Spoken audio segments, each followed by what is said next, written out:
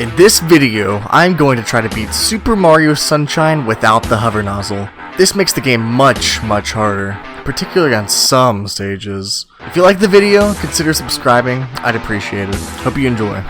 Starting the game out, I grabbed Flood, and I will not be doing that. I sprayed down the goopy thing that you were forced to fight several times in the game. No idea what this thing is called, and I collected my first shine. Now in order to beat this game, the 7th shine must be collected from each of the 7 areas. All of the other shines are optional, and those godforsaken blue coins are definitely not on the to-do list. After struggling to spray down Shadow Mario holding Peach for several minutes, I'm out of water? Oh my god. It was time to enter Bianco Hills. I proceeded to fight the next goop guy when I realized that this is one of the shines that you can skip.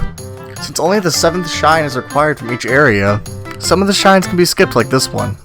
Oh, perfect landing, let's go. Climbing the windmill, I ran into my first real obstacle with not having a hover nozzle. Spin jump for the— oh no, what is this? What the fuck? Without the hover nozzle, this jump is impossible unless you do what is known as a Y turn. I tried to use the spiders to bounce up past the jump, but they didn't give enough height, sadly. So the only other way I could see getting up was to jump from this section. I barely managed to grab onto the moving windmill section by timing a spin jump into the wall, then wall bouncing. The rest of the shine went as normal, fighting Big Petey. The next area to go to was Rico Harbor.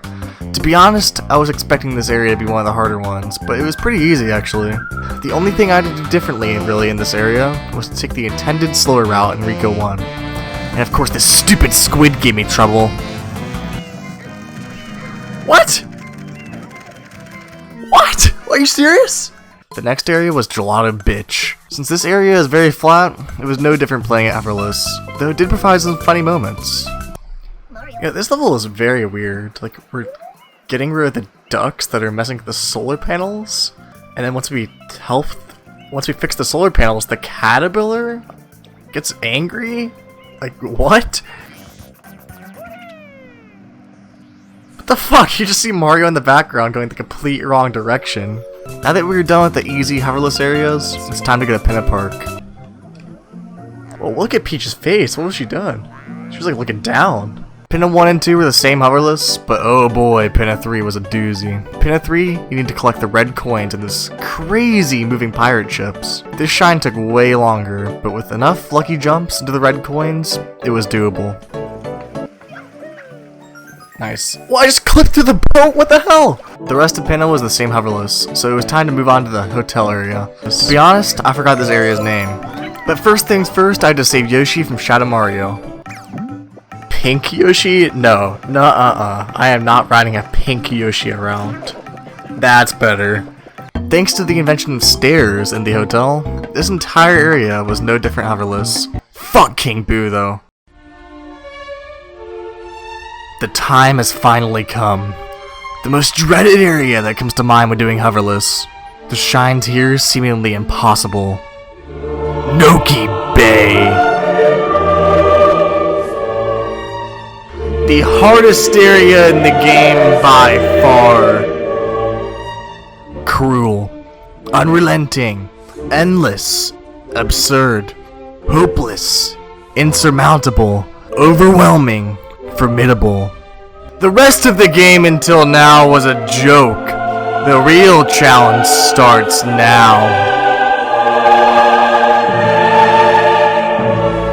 Noki 1 and 2 were easy. Okay, but the next shine is something. In Noki 3, you need to navigate a giant glass bottle and collect 8 red coins. Sounds simple enough, right? Well, there's a problem. To go up, you need the hover nozzle. Now lucky for us, there's a sign that for some reason launches you upwards. Not sure why it does that, but good thing it's there. Because otherwise, this challenge would actually be impossible. Using this sign, 6 of the 8 red coins are reachable from the floor of the bottle. The other 2 you need to collect on the way down when entering. Getting both of these coins took me many tries, because you need to go into first-person mode to turn very quickly to collect the second one on the way down. And if you don't, you are forced to exit the level. Though challenging, this shine wasn't too bad. The next level though is where runs go to die.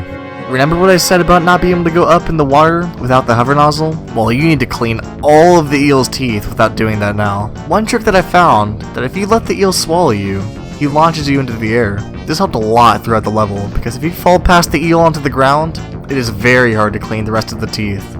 It's still possible. Thanks to some janky hitboxes, I was able to hit some of the teeth while on the ground. So long as you work fast enough and don't die from lack of oxygen, the hardest shine in the game, Hoverless, can be beaten.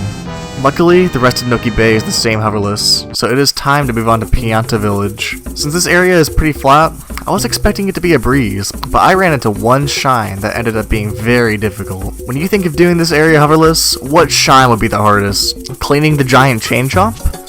Suffering through the chucksters, maybe? Well, you're wrong, because the hardest shine here is the Goopy Inferno. That's right, the one where Shadow Mario steals FLUDD so you can't even use the hover nozzle. I'm not kidding. I actually spent over an hour trying to beat this level all because of one jump. Oh shit, what is this? How do I get up this? Oh no. Now this jump with the hover nozzle is already pretty janky. You need to jump very high, then use a full hover to barely reach the top of the golden mushroom, where you talk to the Pianta for the shine. But without the hover nozzle, this is nearly impossible to make. I tried to climb the giant trees on the outside level to see if I could jump to the center tree, so that I could then jump down to the golden mushroom. But without the hover nozzle, it was too big a gap to clear. I then spent a very long time trying to climb the center giant tree, and I'll tell you, this wasn't easy.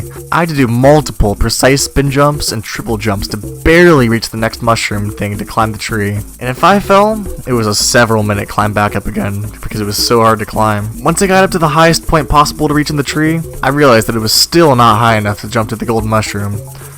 That is, until it struck me. If I were to time a spin jump onto one of the moving shitbirds that were flying around the golden mushroom, then maybe I could reach it.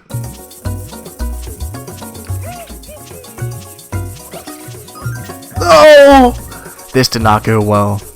I had to restart the level multiple times to try this again, and again, because the shitbirds don't respawn. After this idea failed, I looked up online how people normally do this level without the hover nozzle, and I was surprised to see that they jumped up to the mushroom. To be fair, this jump was not easy. This had to be a very precise triple jump with a Y turn to grab the shroom. But after dozens of attempts, I finally managed to pull it off. Oh my god, I just choked. What the fuck, I finally did it. And again, since this area was pretty flat, all the shines except this one were the same as normal when doing Hoverless. With the 7th shine from each area collected, it was time to go to Corona Mountain. Entering the mountain, I quickly learned that this was not going to be an easy final stretch. What is this? To get across these large gaps, I had to do a spin jump with full momentum at the very edge of the platform. This was not easy. I'd say that my clear rate for just the first gap doing this was 1 in 10, and there were multiple of them, so this method was not going to work. I looked online to see what players better than me did to clear this, and this was when I discovered some new tech. If you spin jump and dive at the same time, you get crazy distance. This jump was harder to pull off correctly, but was more forgiving since you go farther. So after several spin jump dives, I was eventually able to make it to the halfway point after a long time. Here's the successful attempt. Okay.